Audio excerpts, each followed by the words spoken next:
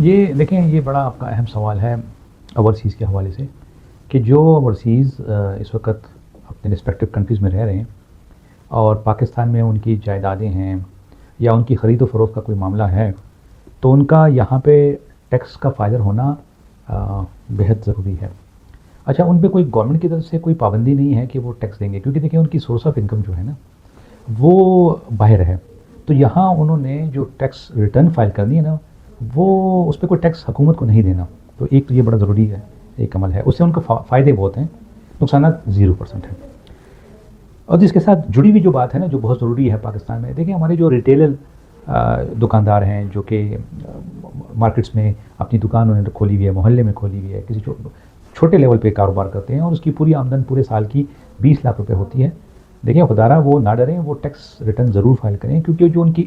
Net income ہے نا وہ ٹیکس کے اس سلیب میں نہیں آتی جہاں ٹیکس شروع ہوتا ہے۔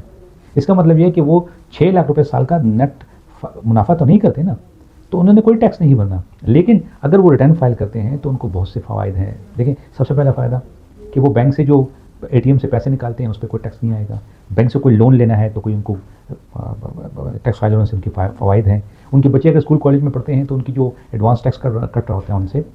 تعلیمی اخراجات پہ، وہ ایڈجسٹ ہوں گے۔ اسی طرح اگر کوئی اسمال بزنس کا کوئی پروجیکٹ لینا چاہ رہے ہیں گورنمنٹ سے تو وہ اس میں انٹرٹین ہوں گے، ٹھیک ہے۔ اس کے علاوہ یہ اگر کوئی امپورٹ ایکسپورٹ کا کاروبار وہ کرنا چاہتے ہیں تو ایز اے ٹیکس فائلر ان کو تمام یہ پرویلیج ساری حاصل ہوں گی ان کو، ٹھیک ہے نا جی۔ اس کے بارے میں اگر مزید معلومات آپ کو چاہیے تو آپ لیگل ریسرچ سے رابطہ کریں، وہ آپ کو اس پہ بہتر معلومات فرمائیں گے، ٹھیک ہے۔ اپنا ڈریس خیال رکھیے گا۔ السلام علیکم۔